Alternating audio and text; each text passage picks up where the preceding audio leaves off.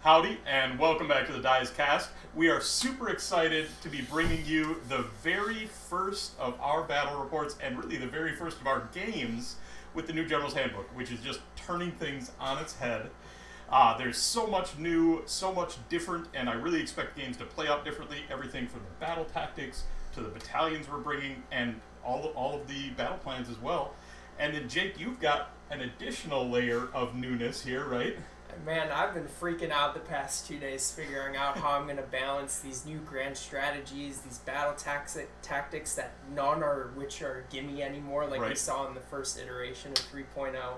On top, I'm playing this fresh Sylvaneth book against this tough-ass Nighthaunt. So I'm super excited, but I've been freaking out the past couple days. I'm super excited about it too. I think that Sylvaneth book really has a lot of gas. I think there's a lot of potential there. And I think it's going to take a while and some experimentation like you're doing tonight to really unlock what the good pieces are and the pieces that you want to lean towards are. Yeah, full disclosure, I don't think I've even tapped even 50% of the potential that this book has to offer. I'm just working with what I was kind of playing around with in 3.0 just to I have some sort of familiarity, but yeah, I think there's so much that this new book can do that I just got to get to playing with. Absolutely. Let's get into the list.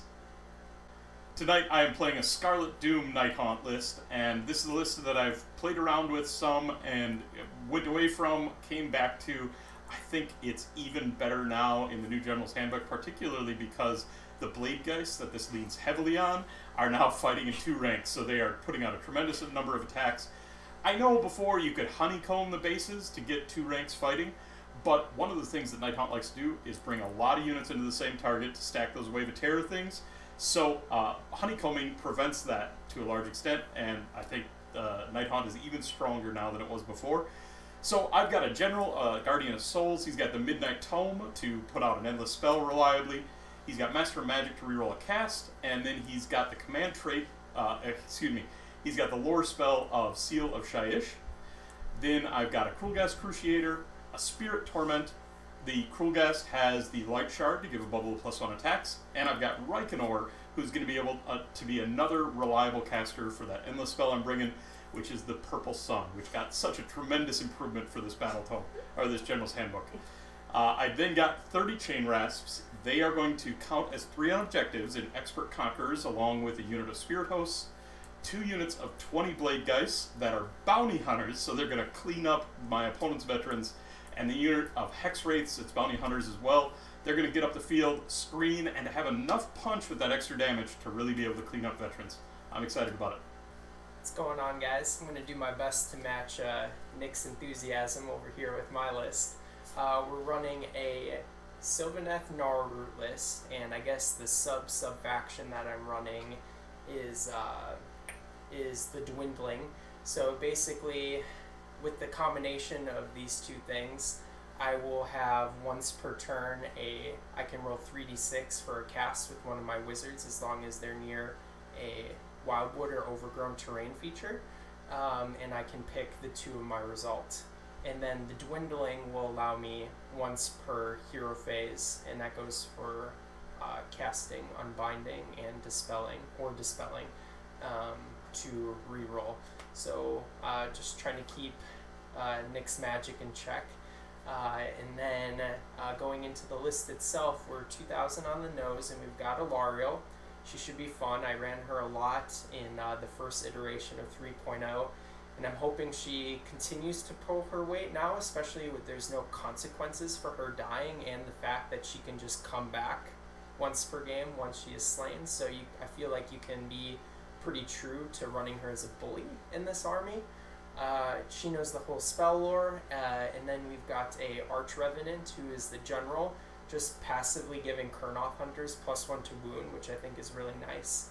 Obviously in a Heartwood list, if you're running Sword Hunters and Bow Hunters, Scythe Hunters, I think you could just stack so much damage in that list.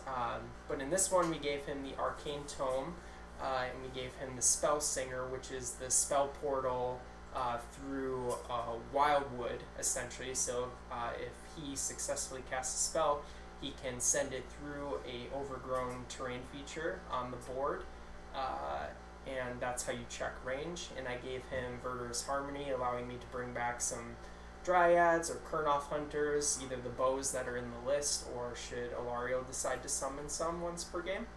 And then we got 2 units of 20 Dryads. They're both in the Expert Conquerors battalion. I really like them, and I want to give them a shot because in their War Scroll they're a passive -1 to be hit and wounded when they're near an overgrown terrain feature, which could also mean if they're nearby Kurnoth Hunters, because they count when they're contesting an objective, so they should be pretty durable for what they are and their points cost. And then we've got a unit of Tree Revs in that same battalion, and then we've got a unit of 6 Kurnoth Bow Hunters, and they're in a Vanguard battalion with that Arch Rev that I mentioned earlier. And then to round the list off, we have a spell portal for Alarielle to use during the game.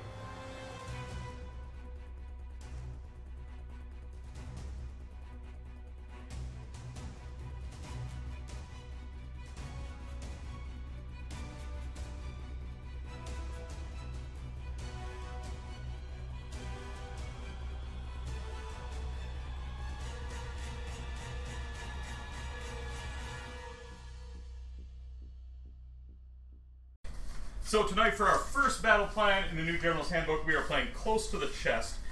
This battle plan has a different deployment than we've seen before, but it's got 6 objectives on 2 lines. The defender is mostly on one side with a path down the edge, and the attacker is mostly on the other side. The deployment here is standard. The wrinkle to this one is that at the start of each turn, the opposing player picks an objective. That's their alpha objective, and then if the opponent is able to take that alpha objective, they get an extra victory point that turn. So there's extra victory points available, but your opponent is going to dictate when and where you can take them. Otherwise, standard scoring. Hold 1, hold 2, hold more, and then 2 for your battle tactic, 3 for your grand strat.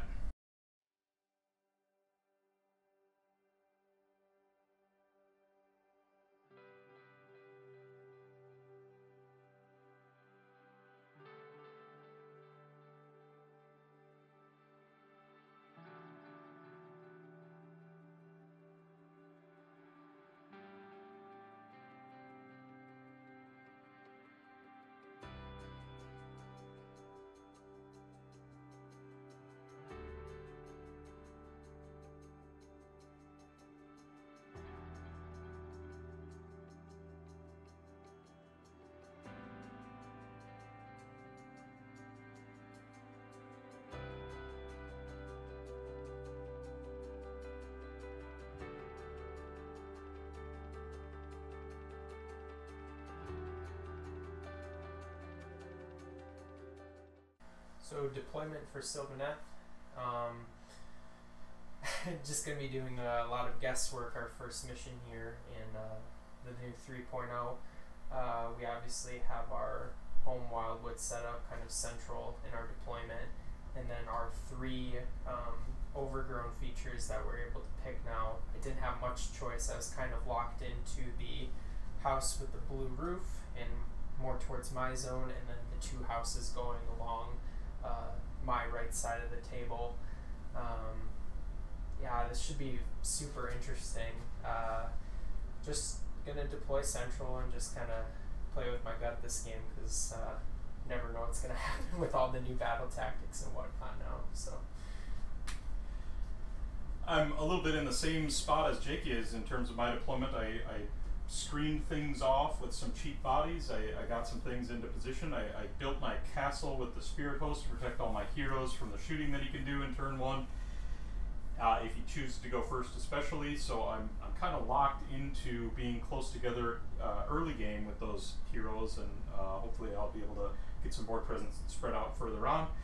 And then it's just a matter of getting bodies there and trying to predict where the Wildwoods might come down and where he's going to be teleporting to, hopping around, and coming at me from. So definitely a lot of uncertainty here, and that's a really exciting place to be. So good luck, Jake. good luck, Nick. So you outdropped me. You've got the option then on who's going to go first. Honestly, Nick, I haven't been this uncomfortable playing Warhammer in a long time. I'm going to begrudgingly give you first turn. Okay, fair enough. I think, in fairness, that is the correct decision. So we will have Nighthaunt going into the top of 1. I'm going to get 2 command points to your 3 for going second. Now, one thing that people may notice is that I chose not to pull anything into the underworlds. I want to leave things on the board because I wanted those bodies on the board early on. So this is new to the new iteration of 3.0, where you have to declare proving grounds. So the proving grounds declaration for the Sylvaneth is going to be just our middle objective that we have on our side of the board. Sure, makes sense. Make sure I can't steal it from you later by calling it proving grounds. Yep. So also Sylvaneth for declaring the alpha objective for the turn. We are picking the objective on our far right-hand side.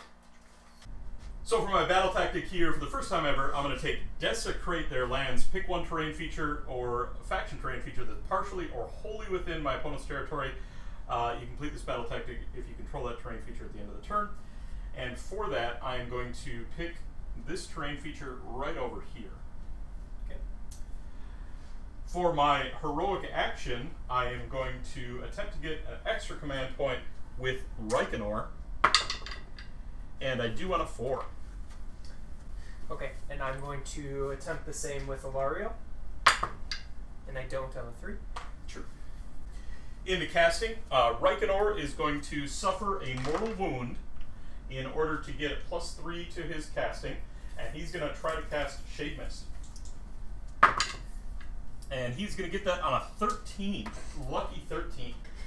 So Shade Mist is going to go on this unit of Blade Revs that he is by right back here. -1 to hit. -1 to be wounded. The Guardian of Souls is going to attempt to cast Seal of Shyish. He's got a native reroll for Master Magic, and so he's got that on a 9. Okay, so Alarielle's going to attempt to unbind. With Gnarl Root, we'll use 3d6 for the unbind roll, and pick the best 2. And I have access to a reroll if this doesn't work as well. Very reliable unbind here. Unbound blocked it on a 12. Okay, so that does not go off, but they did get the Shade Mist. So Reikenor takes that mortal wound on a 3-up. He's going to pass it off onto the Spirit Hosts. And he does not pass it off, so he's going to take 1. With that, we can get into movement. You can see here's where we're at the end of the movement. There was a little bit of a glitch with our video during that movement phase, but here's where we got to. In my movement phase here, I had a battle tactic to complete, so my really big unit of Chain Rasps moved over to contest the objective that I declared, and then I strung them out as a very big screen to protect one flank of the board, and they each count as 3 on objectives, so they really need to be killed down to a very low number to no longer hold those objectives that they're on. And if Jake wants to put that amount of power into them, I'm pretty good with that. I then consolidated my castle a little farther forward to get those bubbles up, got my Blade Geists in positions where they can counterpunch if he decides to go into there, and then just put a forward screen out there with the Hex Wraiths. I am a little bit vulnerable to a double turn here, but I'm hoping that if I do get doubled, I'll be able to have some counterplay and potentially punish Alarielle a little bit on that side. I like it. So I don't have any shooting, I don't have any charges, and I am just going to score what I've got here. That is going to be hold 1, hold 2, hold more, and 2 for my battle tactic. Total of 5 points here. Very nice. That's a good way to start off the edition. So we've got Nighthaunt leading 5-0 going into the bottom of 1. Sylvaneth each gain another command point. Alright, at the start of your turn then, I also get to pick an alpha objective. I'm going to pick this center objective on my side with all these Chain Rasps on it. I don't think that you can get enough bodies there to take it. Makes sense. Well, Nick did such a great job on his turn, I'm going to follow suit and also pick Desecrate their lands for my battle tactic, and I will pick this house over here on my left-hand flank. Makes sense. My heroic action will be, I believe we're going to go for a CP with Alarielle. Okay. And we'll get that on a 6. Sounds good. I'm going to pick my Cruel Gas Cruciator here to get an unbind. Okay, so now we can go into hero phase proper. So Sounds good. we'll go into spellcasting. We're going to go with Alarielle first, and we're going to try a good old Mystic Shield. Sure. And we get that on a 5. Okay, that's a nice low casting value, so I'm going to attempt to unbind that with my Cruel Gas, his free unbind. And I'm going to block it with a 9. Very nice. Okay. And then we are going to... Okay, my next spell cast, I'm going to try and bring on the Spell Portal with Alarielle. Sounds good. We're going to use our Dwindling reroll for this turn. And we'll get that on a 6. Okay, alright, this one I'm going to attempt to unbind with Reikenor, trying to beat that 6. And I'll get an 8 there, so no Spell Portal. Sounds good. Okay, Alarielle's still going to go ahead and try her War Scroll spell, Metamorphosis. Sure. We will, in fact, use the Chalice with her, the Gnarroot Chalice, so we'll roll 3 dice and we'll pick the 2 of my choice. Sounds good. We get that on a 7. Okay, and I'm going to attempt to unbind that with the Guardian. He has just 2 dice to unbind it, no bonuses, but he does get a reroll from Master of Magic. And so failed to unbind it with a 6, rerolling, and it will go off. Okay. Now, we're going to put Metamorphosis into the Blade Geist. Okay, sounds good. So we'll get 7 dice, and each 3 does a mortal wound. 3 up does a mortal wound. Sure. And we got 5 mortal wounds for you. Okay, they've got their 6 up ward, and I'm going to block one of those, so 4 dead Blade Geist. Okay, and then with our Arch Revenant, who is Arcane Toned, she is going to try and bring on a Wildwood for us. Sounds good. Verdant Blessing. Sure. And we get that on an 11. And I've got no further unbinds. Okay.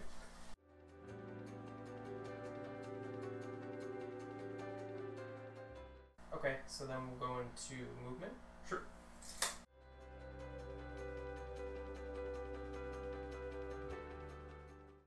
With that movement, I am going to spend a command point to redeploy the Blade Geist. 4 inches.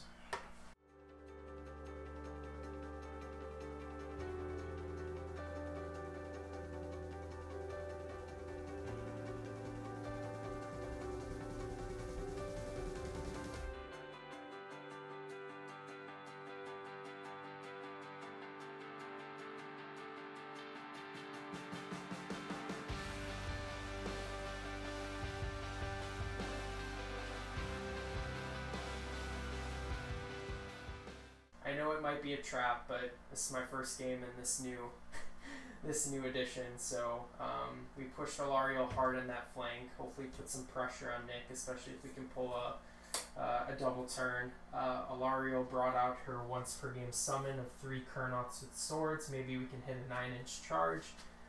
If we don't, at least they're in a defensive position on that objective, and their offensive defensive screen for my Dryads over here. My bow and hunters, just to get more shots in range, they teleported themselves basically from the right hand side to the center. It's another chunky screen, and we can let some arrow shots rip. Dryads stayed very defensive, mostly on the back edges of the objective, mostly just hoping to stay alive for as long as possible. They won't have a huge offensive role in this game. Okay, shooting. So Alarielle is going to shoot her Spear of Kurnoth into the Blade Geist Revenants. Okay, they are -1 to be wounded. Okay, sounds good. So she'll be on 2s and 3s then. I'm also going to spend a command point here to discorporate, so they're going to have a 5 up ward. Okay, sounds good. 2s and 3s for Miss Alarielle. 2 hits and then a 3 to wound. 1 does not wound. We're going to take all 6 bow hunters and they're going to shoot into the Blade Geist as well. Sounds good. So the Hunt's Master now, and we'll spend Alarielle's free command point that she generated in my hero phase for all-out attack. Sounds good, and she's a totem, so she's got that extra range. Correct. They fixed the Huntsmaster now for the Kurnoth Hunter, so he just gets a bonus attack, not a weird to hit discrepancy. So it'll be 13 shots on 3s and 2s because of the Arch Revenant that's nearby. Sounds good. And they're -1 to wound. So 3s and 3s? 3s and 3s.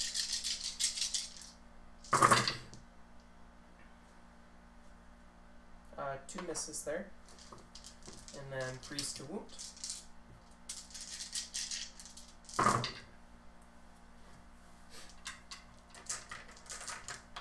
Alright, we got 8 total for you, and they're 2 damage apiece. I know you don't care about red. Okay. 8 total, 4 ups.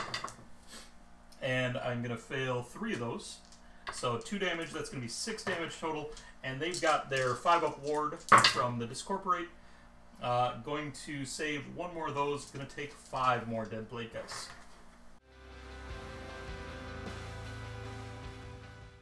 Okay, that is all for Sylvaneth shooting, so we'll go into charges here. Sounds good. We are going to do the Kurnoths with swords first. Sounds good.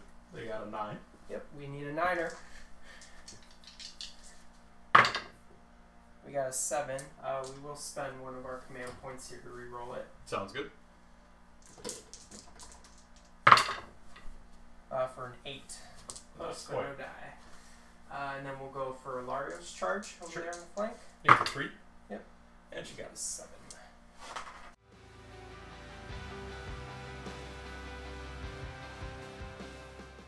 That will be the only charge for the Sylvaneth then, so end of the charge phase we'll have monstrous actions. So we're going to carry out Stomp for Alarielle, and her updated War Scroll on the Beetle allows her, instead of D3, she'll do D6 mortal wounds on a 2+. Sounds good. We roll a 2 for 3 mortal wounds. Okay, 3 6-ups. And that is going to kill a Hex Wraith and a half. And then we will go into start of the combat phase, and I will spend a command point for all-out attack for Miss Alarielle. Sounds good. I'm not -1 to wound on these fellas? No. Okay. So the Great Antlers will be 4 attacks, and will be on 2s and 2s. Sounds good. I should note Alarielle is outside of 12 inches of the Krulgast here, so I'm not applying -1 damage. 1 miss. And then 2s to wound. 3 at you don't care. 3 4-ups. And they're going to fail 1 of them. That's 5 damage. 5 damage, 5 6-ups. And that is going to be 5 more damage to the unit. Okay. And then the Talon of Dwindling will be 4's attacks, and this will be 2s and 4s. Sure. 3 hits. No wounds. Okay, so just 5 damage to the unit. At least 1 Hex Wraith will live. So the only other fight is going to be this Hex Wraith. He is the leader of the unit, so he's going to pile in and make his attacks. So my Hex Wraith here has 3 attacks with the Spectral Scythe. These are going to be on 3s and 3s. And the 6 here just goes straight through to wound, so 3 to wound with these others. That is going to be just 1 at -1. Okay, so this will be a 4-up for Alarielle. Good. Okay, and then the Hooves and Teeth, 4s and 4s, same rule here. 1 hit, and no wounds. At the end of the combat phase, then, the Spirit Torment is going to bring back 3 of the Blade Geists. I don't have to worry about Battle Shock on the Hex Wraiths, because they have only lost 4 and a Bravery 10. But on the unit of Blade Geists, I do need to worry about Battle Shock. They've lost 6 models out of the unit, but they've actually had 9 slain. So I am going to lose some there. And I rolled a 3, so with the 9 slain, I'm going to lose 2 more.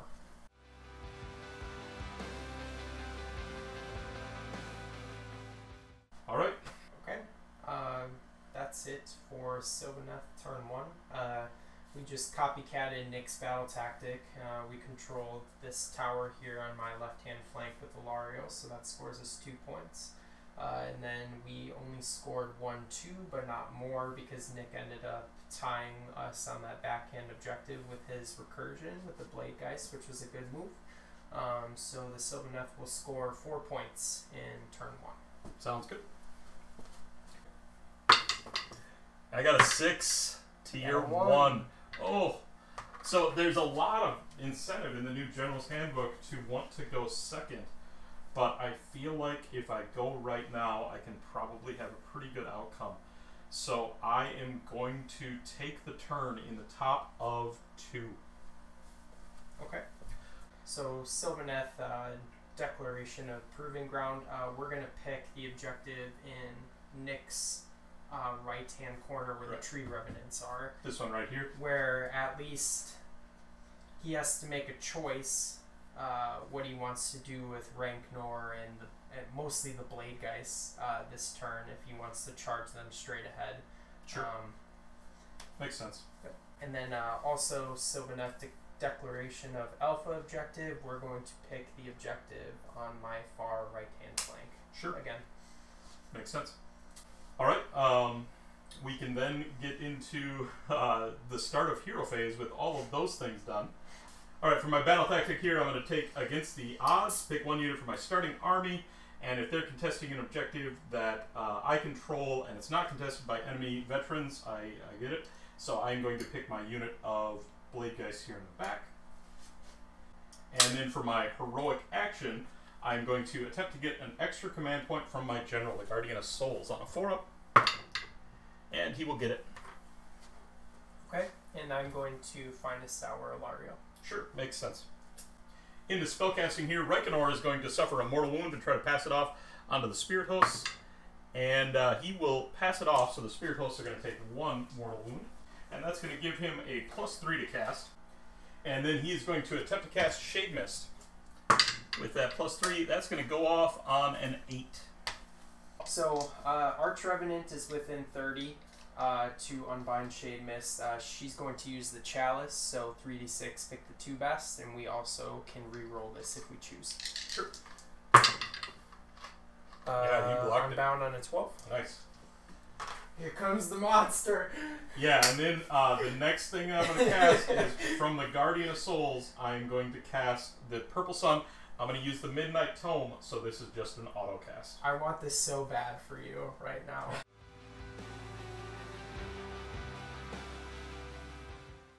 And that's it for my hero phase, so then at the end of the hero phase, the Purple Sun is going to move. So after the move, the Purple Sun has a chance to kill some models here. So on a 1-up, it's going to kill my Hex Wraith. Not on a 1-up, just on a 1. So he's fine. And then on a 1, it's just going to kill Alarielle. Nope, on a 6. So she is alive. But then that projects a 6-inch bubble of -1 to save rolls. And then with that, we can get into movement.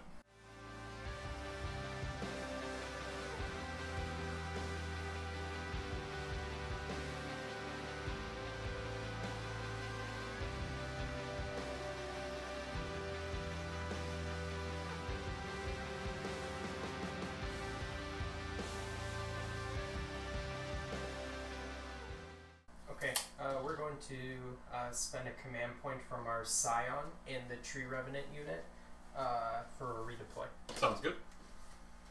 D6 for a 1-inch move. Massive. Beautiful.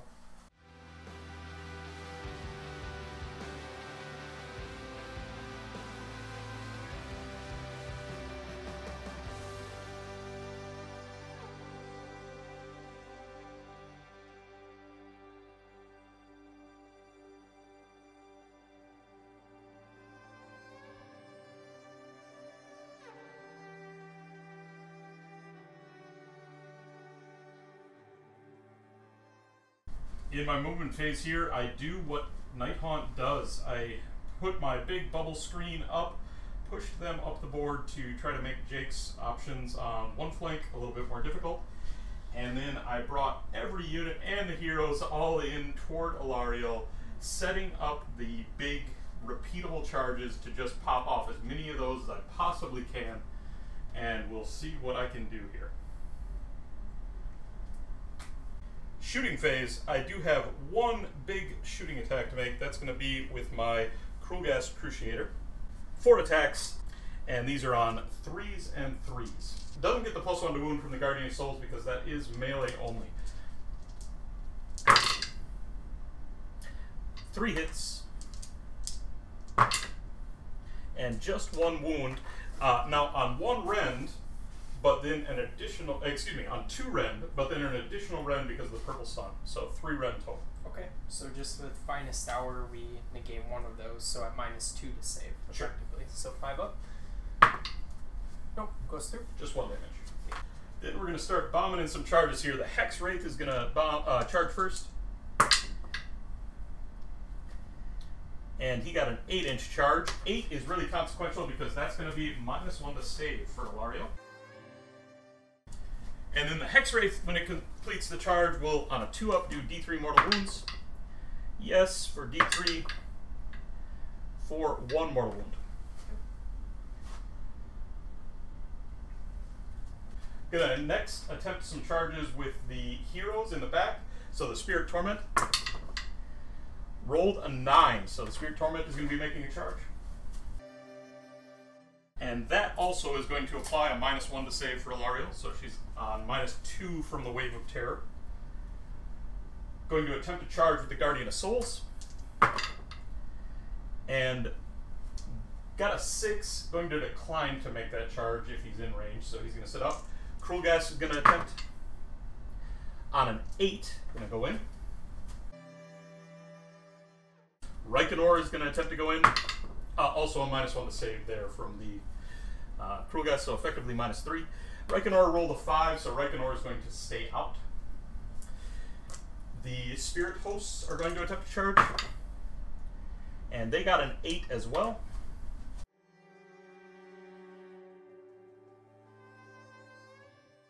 And that's going to be -1 to save as well, so you're on effectively -4 to save from the Wave of Terror. And the Blade Geist are going to charge. They're going to get in on a 6. Okay.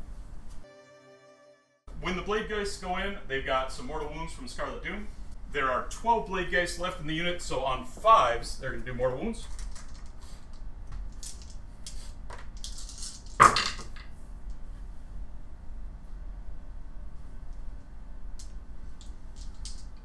And so that is 5 mortal wounds.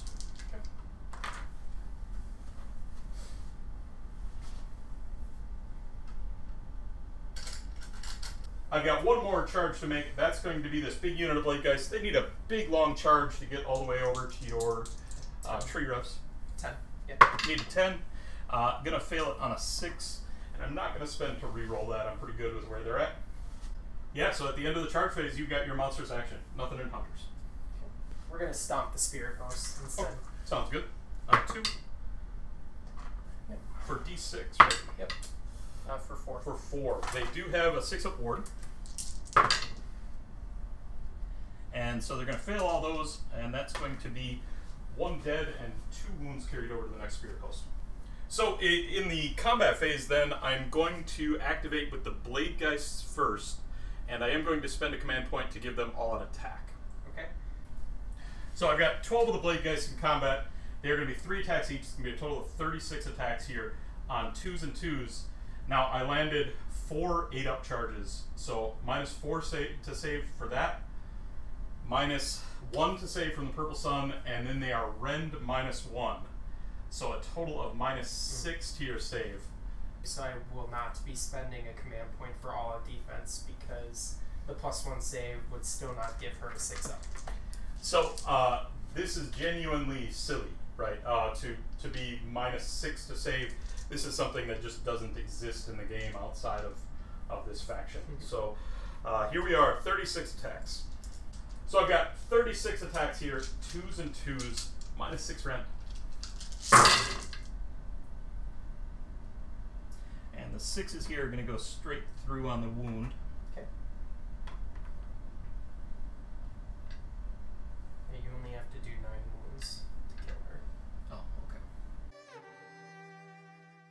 And then 2 to wound.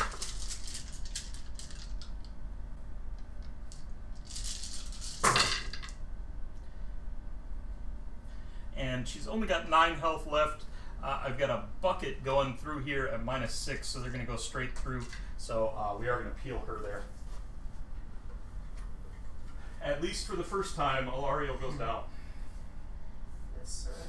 Always a chance she could come back here, though. Yep. And then I've got some other combats here. I've got some other pile-in options is all I'm going to be able to do. I don't have anything that can get into range, but I can pile some things in. So obviously that's really good output for me.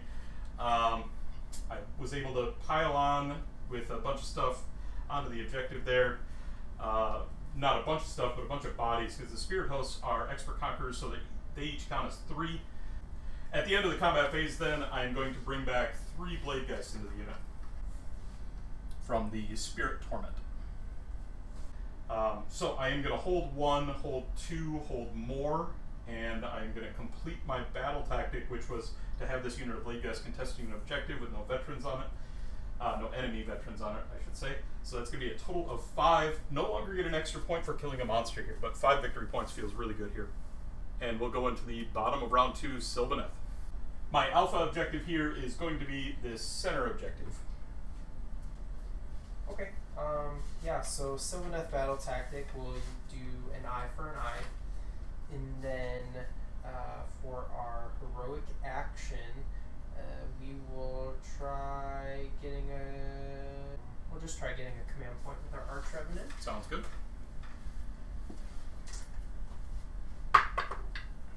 We don't. Okay. I will attempt to get an extra command point with my general, the Guardian of Souls, and I fail to do so.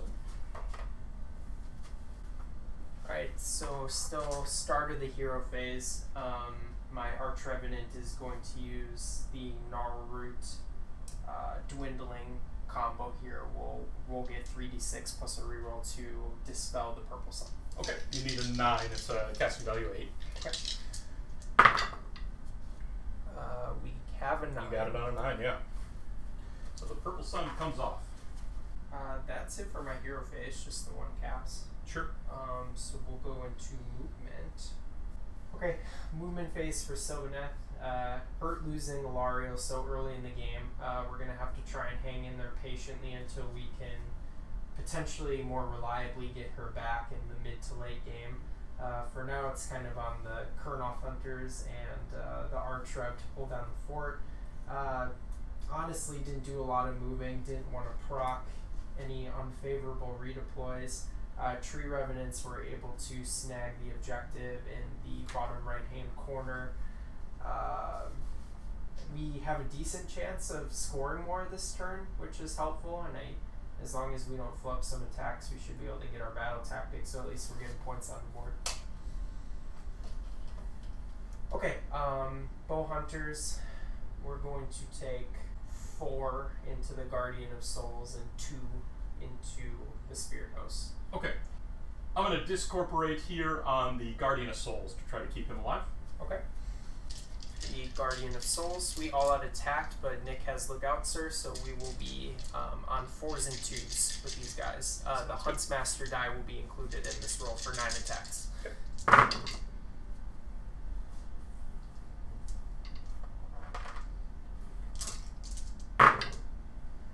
For 4. 4 of them. The Guardian of Souls has the 4-up save, Ethereal. And I'm going to pass 2 of those, so 4 damage going through. And then I've got the 5-up ward from Discorporate. So I'm going to save 2 of those, and he'll take 2. And then the other 2 Bow Hunters will be going into the Spirit Hosts. These guys will be 3s and 2s. Only 1 hits. 1. One of them. 4 up. And they're good. Very nice. Okay. Just charges for me then. We will just try charge with our Sword Hunters over here. Sure. get an 11. They can go where they want.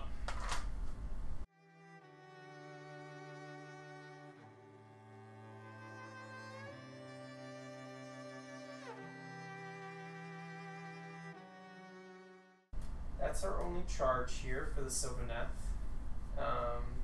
We will go ahead and go to the start of the combat phase, and we will all-out attack our sword hunters. Sounds good. And where are you putting the attacks here? All of them are going into the spirit host. Okay.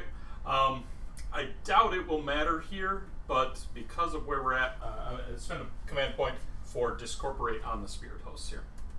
So the great sword will have 5 attacks, and then the other 2 will have 4. Okay. And we will be -1 damage on these attacks because of the cruel gas cruciator. That's correct. So we'll kick down to 1 damage, but we will be on 2s and 2s because of all-out attack and our arch weapon being close up. Sounds good. And you've got some mortal wounds here on 6s, right? Unmodified hit rolls of 6s, the target suffers 2 mortal wounds in the sequence ends. Sure. And per the Scaly Skin FAQ, that -1 damage does not apply to the mortal wounds here. So we got 4 mortals already. Okay. And then everything else hit. And then these will be 2 school. Sure. And that'll be 2, 4, 6, 8, 9 at you don't care. Plus 4 mortals. Okay, so first we'll do these 9 saves. These are 4 up. Gonna fail a good number of them. Gonna fail 5 of them. They're down to 1 damage, right? Because of the -1 damage? Correct. Okay, so 5, and then the 4. So a total of 9 damage going through there on their 5 up ward from Discorporate. And I'm going to save 4 of those, but we're going to get 4 through, and that's going to clean the unit there. So I've got just the hex rates in combat here, and because the Kurnoth can kick back some mortal wounds here at the end of the phase, I'm going to decline piling the hex rate in. I want to keep him out of the range of that. Makes sense to me. At the end of the combat phase, then, the Spirit Torment is going to bring back 3 Blade Dice. No Battle Shock to worry about, just on the scoring. Yes, sir. So we ended up actually controlling all 3 on our side, Sylvaneth, and then we also took Nick's far right-hand corner, so we will score 1, 2 more, and we achieved our battle tactic of an eye for an eye because Alarielle died in my turn and we killed the spirit house in return. Sounds good. And so we've got a score of 9 for Sylvaneth to 10 for Nighthaunt, and we've got a very big priority roll here.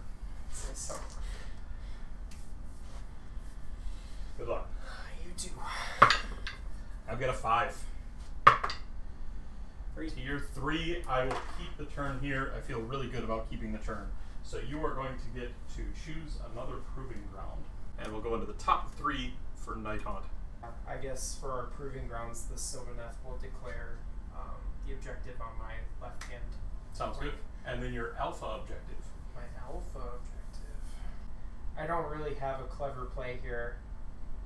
The smooth brain answer for me is to just pick the one in the center where I have 6 Kurnoth and 20 Dryads, all counting as 3. Sure.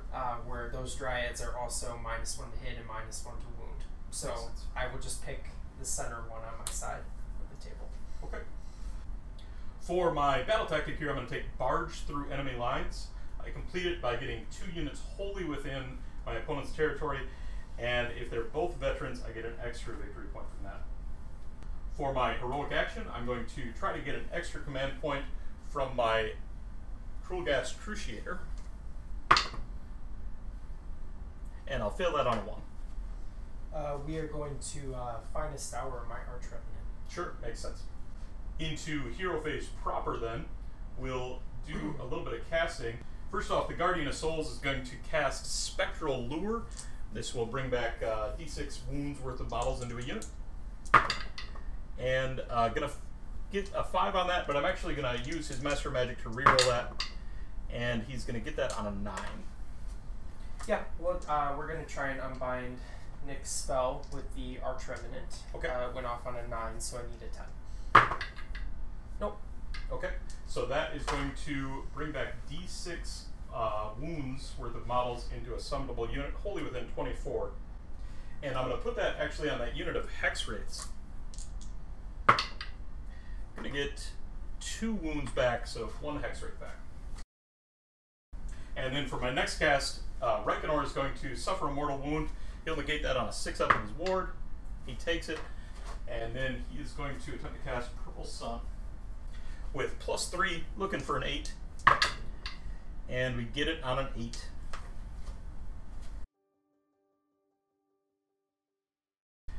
That's it for my hero phase proper. Then at the end of the hero phase, the Purple Sun is going to move right away. And it's just going to drop in right here within 3 inches of each of those units, and I'll roll for each of those. First up, we've got the Sword Hunters on a 1. They're fine. The Bow Hunters on a 1. They're fine. And the Arch Rev on a 1. He's fine. With that, we can get into movement. We're going to spend a command point to redeploy with the Arch Revenant. Sure. For 1.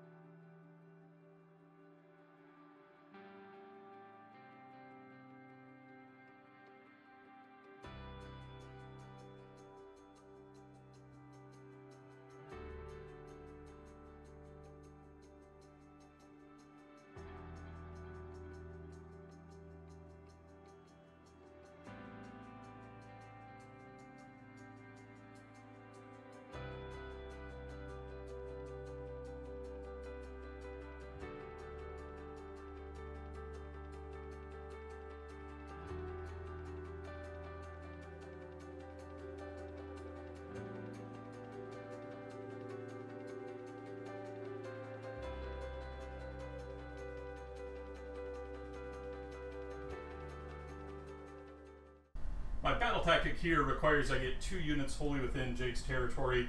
It's like the old Savage Spearhead, but if they're both veteran units, I will get an extra point for that. That's going to be a little bit difficult for me to do here, just how things are setting up with the Blade Geist.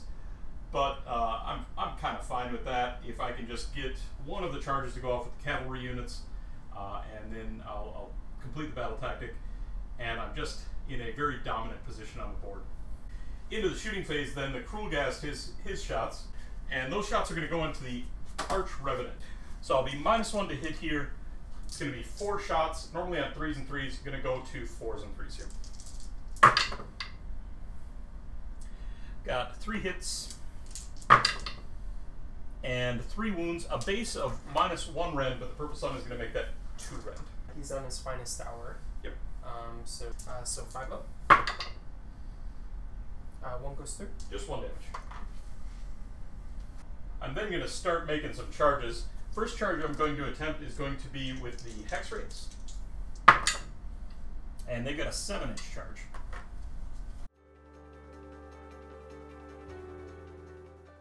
As soon as they complete their charge move, then on a 2-up, they're going to do D3 mortals to the Arch Rev. Nope.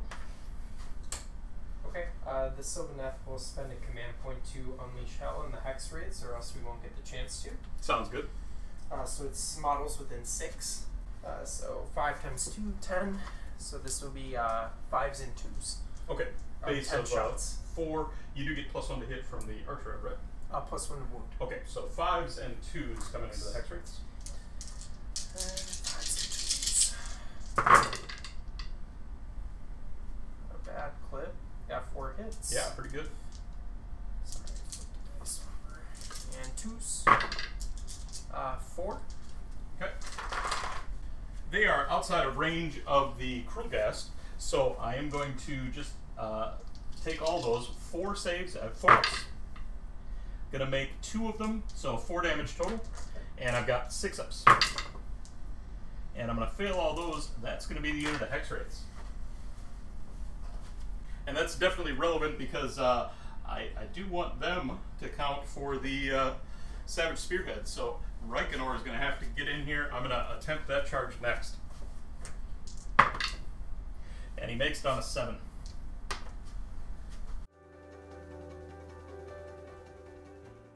And with that charge roll of 7, he is going to apply -1 to hit to your Arch Rev. Okay, sounds good. A few other charges to make then. My big unit of Blade Geist in the back by your Tree Revs. They're in on an 8. They're going to apply -1 to save to your Tree Revs if they survive.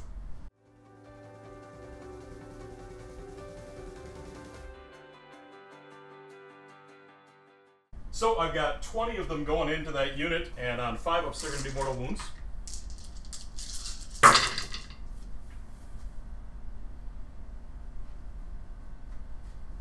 And that's going to be just 5 mortal wounds there. Yep, 5 mortal wounds. Then some charges by the big scrum. Going to attempt first with the Spirit Torment. Gets there on an 8. That's going to be -1 to save into the Sword Hunters. The Cruel Gas is going to attempt to charge next. And he got a 4. He's going to stay out. Guardian of Souls is going to attempt to charge. Got an 8. So he'll go into the Kurnoth, give them another -1 to save. And the big unit of Blade Geist then is going to make their charge. And they just got a 3. I am going to spend a command point to reroll that. And they're in on an 11. That's going to be fights last. So they are -2 to save and fighting last.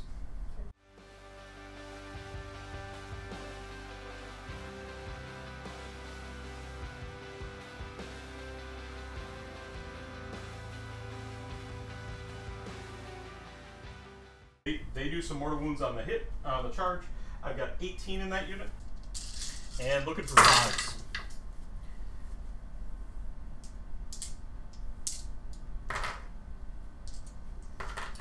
That's a very good roll.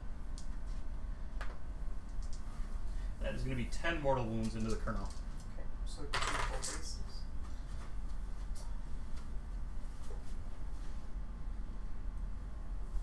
Then we can get into the combat phase. I'm going to fight first with Reikenor here, and he is going to put his attacks into the Arch Rev. And I'm going to go into my defensive stance. Defensive stance? For 4 aboard. Sounds good. And I will also go all out defense with the Arch Rev. Okay, sounds good. So, because I'm attacking a wizard, I'm going to be +1 to hit, +1 to wound with the scythe. So this is going to be 5 attacks on 2s and 2s. Couple of 1s there. The 6 is going to auto wound. And so that is 3 at -2. Okay, so I'm on Finest Hour and all out defense, so I just go to my 4 up. Sure. Just at 3 of them? Yep. Okay. 1 goes through. 2 damage. Okay. And he's in his defensive stance, so he'll have a 4 aboard. Both saved. All good. And then the Ghostly Hooves and Teeth, these are going to be on 4s and 3s because of the Guardian of Souls. I got 2 hits there. And just 1 wound at no rank. Okay, so 3 up. That goes through. 1 damage. 4 up. Good. Okay. Your activation. Right. He strike last. I suppose I'll go in with my Tree Revenants. Okay, sounds good. And they will take, for their martial memories, they will take all out attack. Okay. Or no command point. Or they just... Yeah, no command point spent. Or no command point spent. Okay, so the Scion of the unit will have 3 attacks, and his profile is a little different, so I'm going to do it separately. Sure. So he will be 3s and 3s. 1 hit. Nothing. And then the other 2 with their enchanted blades will be 3s and 3s. 4 at -. Yeah, I don't care about the red. So 4 ups. Gonna make 2 of them. Just 1 damage apiece. 6 ups. And that's gonna be 2 dead Blade Geists. I'll then fight with the Blade Geist down here into your Tree Revs.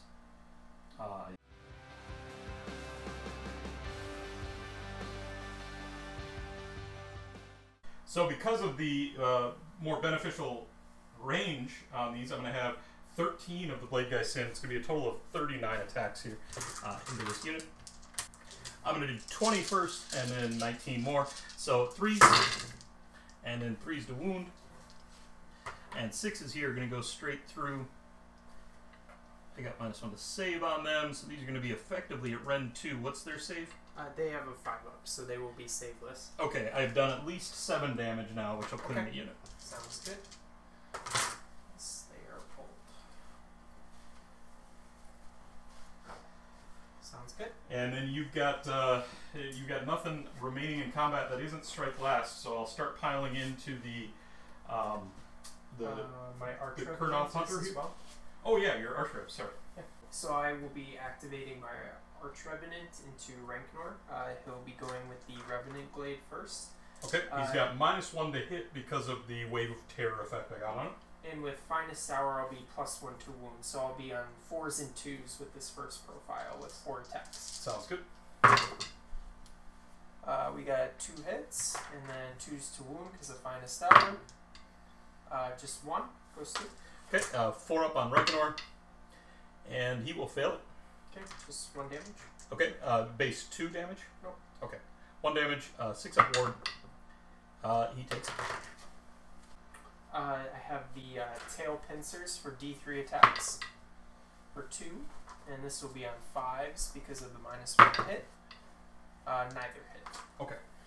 And I will use the Sylvaneth Strike and Fade. Sure. With the Arch Revenant because we're wholly within 6 of the Kurnoth, so we'll jet the Arch Revenant out of here. Definitely consequential not being able to lift him with Reconor.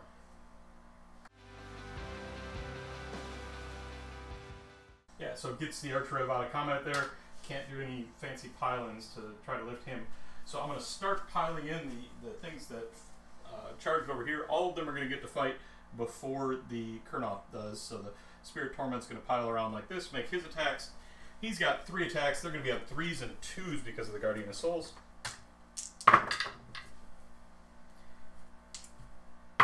Just 1 hit and no wounds. Next up, the Guardian of Souls. And this is going to be 3 attacks, 3s and 2s. 3 hits. And 3 wounds at a base of -1. And so with the Purple Sun and the Wave of Terror, these are going to be -3. Okay, so he'll be on a 6-up then. Okay. How many do we got? 3. 3. 3 6-ups. All 3 go through. And they're 2 damage each. Okay. 6 in total. That pulls the last card. Okay. And then the Blade Geist are going to have an opportunity to pile in and fight if they're able. And so with that pile in, I'm just going to get 3 Blade Geists into combat here. It's going to be a total of 9 attacks. They're going to be on 3s and 2s.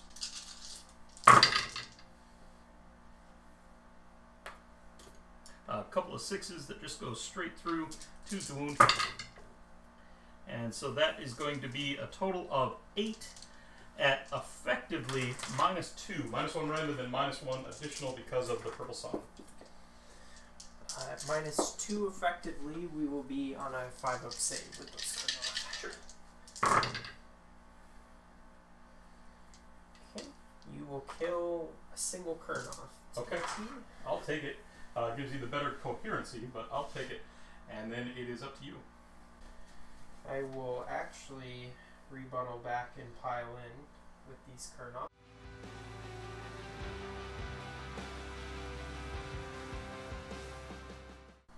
So they will have, I'll have 3 Kurnoth bow hunters that can get back into the Blade Geist. So we'll be on 3 attacks apiece with those 3 guys, 3s and 2s because of the Arch Revenant right there. Sure.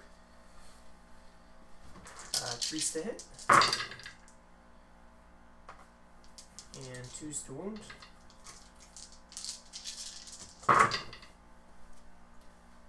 That will be 7 at no rend. Okay, 7 at no rend. They would be -1 damage, but these are 1 damage each, right? Correct. Okay, so 4. And I'm just going to save one of them, so 6 are going to go through. They've got the 6-up ward. And I'm going to make 3 of those, so average is back out, and I lose 3 Blade Geist.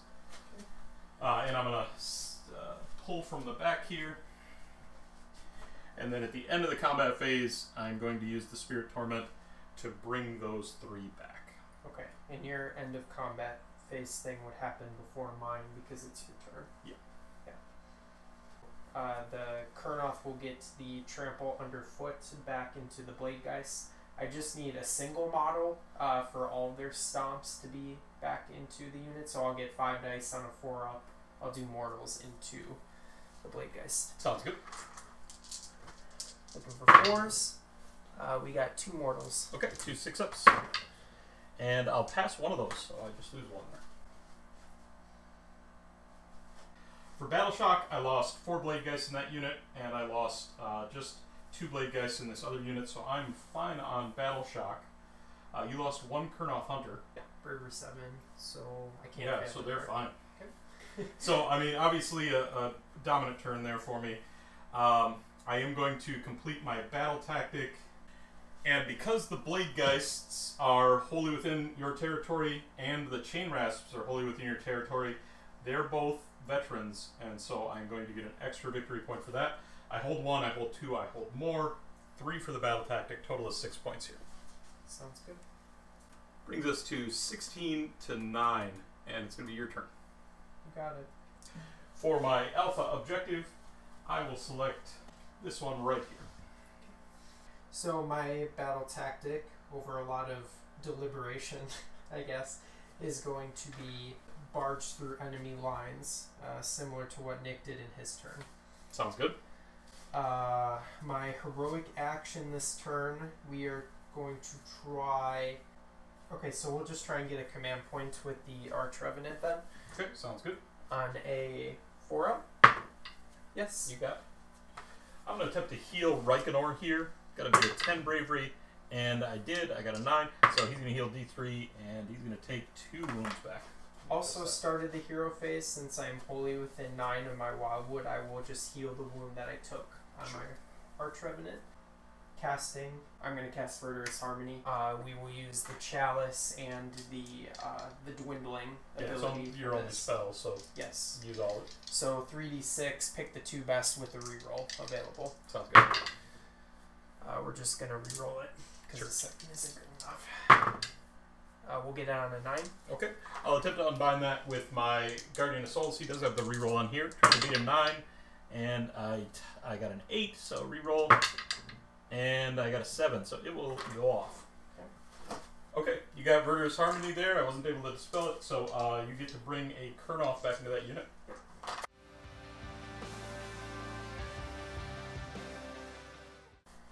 Okay, end of the hero phase here. We have 2 actions that need to happen. Nick and I talked about it a lot, and we think really the only chance I have of staying in this game is to go for a roll on Alarielle, which in turn 3 is a 3+. Yeah, you'd like to be able to wait a little bit longer, but given the table situation, you need to get her back as soon as possible. And maybe if a priority roll happens for the Sylvaneth, it would be particularly potent. Yeah. And favorable. So looks like we're going for 3-ups. Nope. Okay, so Alarielle remains dead. And then you said something else at the end of the hero phase, or just the sun? Your Purple Sun. Okay, so the Purple Sun's going to swing over. And then a 1 on the Dryads. Looking for? Yep, 1 Dryad is slain. That's rude. And then on the Kurnoth, they are fine, and the Archrev looking for a 1. He is fine as well. Okay. Or she is fine, I should say. At this point, the Sylvaneth are going to throw their hats in the bin. We're mostly banking on dice rolls at this point anyways. With Alarielle not coming back on, she was really my only shot of reliably getting this battle tactic. Interestingly, I think if Alarielle does come on here, and then you catch the double, if both of those things happen, I think you're right back in this. I think she brings enough power into my back lines that you maybe can win with that double. I think so. I think maybe because she would, if she did come on in turn, bottom of turn 3 here, she would still get her move, and maybe that's our play on this Chain Rasp line, and maybe that's when the Dryads can get involved. The Archrev can give them +1 attack. I know they can pop their 5-up ward, but at least it's something to start killing this big screen that's just kind of slowly working its way up the board.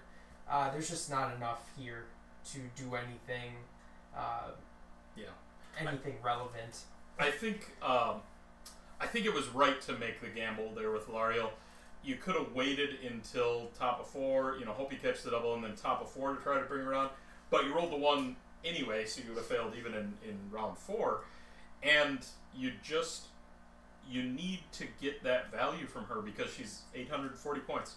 You need to be doing stuff with her. As for whether it was right to swing her in that early going, I don't know. It's a difficult decision to really say. I think if you get the priority roll going into round 2, that obviously it feels like a much better decision because you're able to start to swing into the Blade Geist, remove a bunch of those, or into something else. That's kind of what I was thinking. I felt like if I could hold on long enough in the game, this new revival ability on her War Scroll gives you a freebie early to be a little bit more aggressive than you might not have been in her past iterations. So I just wanted to, I guess, test that and see it for myself. Absolutely. Maybe it's not even the right build for her to be in, which is fine. I can, that's understandable. You can obviously make her incredibly tanky, but then I got 4 of those 8-ups on the Wave of Terror table.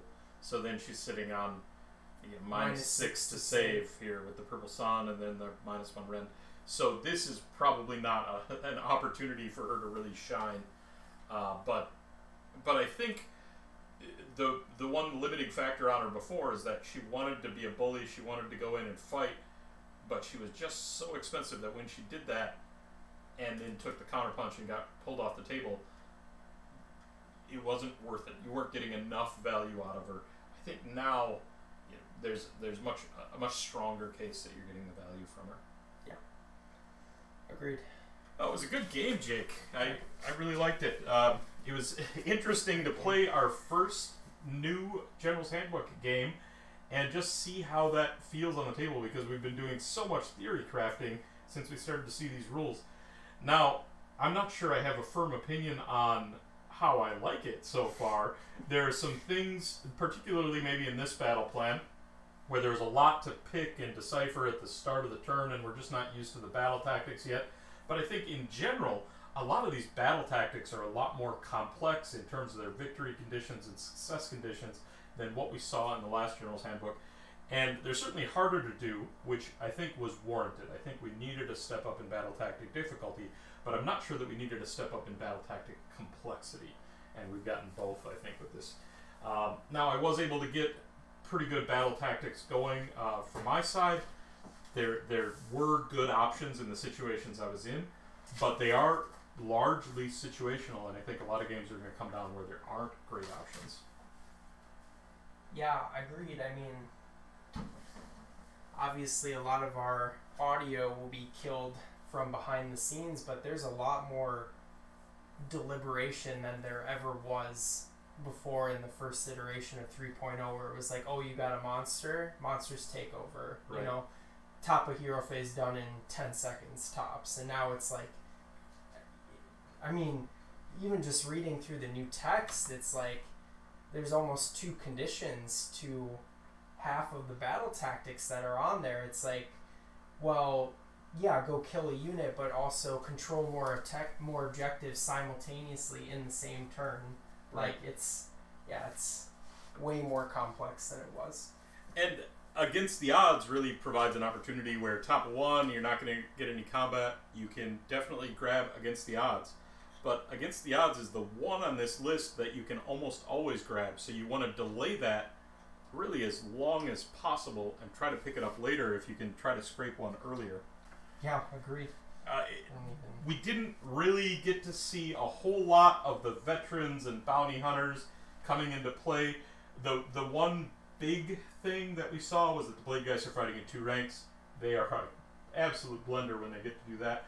And then the other thing was you bring the tree revs down, and them counting as 3 was really consequential, or could have been really consequential. There was some, the Spirit Torment brought some models back and kind of foiled plans there a little bit, but that being able to deep strike 15 models for 110 points onto an objective is really, really powerful. Yeah, I mean, and I just wanted to give Dryads a shot because, I was looking at the War Scroll, -1 to hit and wound passively just near your terrain feature or Overgrown, which is more accessible to you than it's ever been. Felt like a cute choice. Yeah. But really, being reflective on the game, utility-wise, the tree revs are the only ones in this list that held up. And the tree revs were absolutely your MVPs, right? They pulled a 330-point unit backwards and across the table. Still scored an objective for a turn. They were everything that I would want in a Sylvaneth army, where you're always kind of hanging on a knife's edge and you just need something to, where everyone's 2 big hammers aren't running straight at your face. They are still the bread and butter of this army, I think. Now, this table, there are a couple areas on this table of terrain that are a little bit cluttered, and that was fairly consequential in terms of your wildwood placement. But in general, I think this is a fairly standard sort of terrain layout. These aren't huge terrain pieces. They're, scattered across the board relatively evenly. And I was very surprised at how easy it was to turn off a lot of your overgrown terrain by getting within 3 inches of it. That, I think, may be a relatively consequential thing for this book.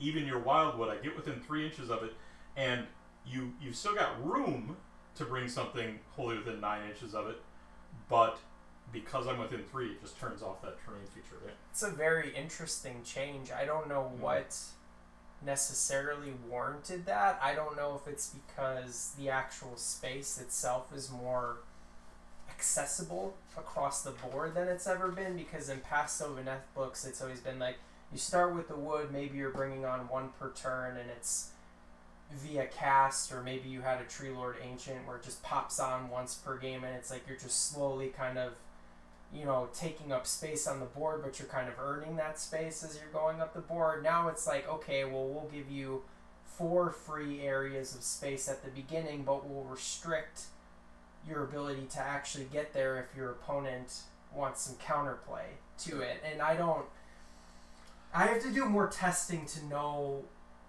whether I like the change more or not. In general, this Nighthaunt book continues to show some incredible strength. The -1 damage from the Krogras didn't come in huge here, but we still saw the power and potential that it had when your Sword Hunters went into my Spirit Hosts. 3 Sword Hunters is a tremendous blender, and those Spirit Hosts nearly survived that impact, which is really, really big. To the wound, you killed them, and they only had 4 wounds left. That kind of output reduction is really incredible. Obviously, the kind of offensive output that this book does by piecing together those charges and getting your Ren to really silly numbers is really impactful. And the Purple Sun is just tailor-made to be absolutely degenerate in this army. Midnight Tome feels like a big investment, and Reikenor as well feels like a big investment. But when you have that that Purple Sun rolling around, your offensive output just shoots through the roof. Everything becomes significantly better. You're able to dodge the downside almost entirely. There's no save reduction for your Nighthaunt units, and then because you're controlling it, you can really put yourself in a position so that if you are having a roll of 1 to lose a model, it's probably going to be on a relatively inexpensive battle line, while you're throwing it into the opponent's big monsters and heroes and having a shot to take them down. And we saw here, I only got 1-1, and it was only on a Dryad, so it wasn't that consequential. But I believe over the course of the game, I rolled 9 or 10 dice, and could have been a huge swing if it had popped on Alarielle, or popped on a Kurnoff even, or obviously on the Archriff. It honestly,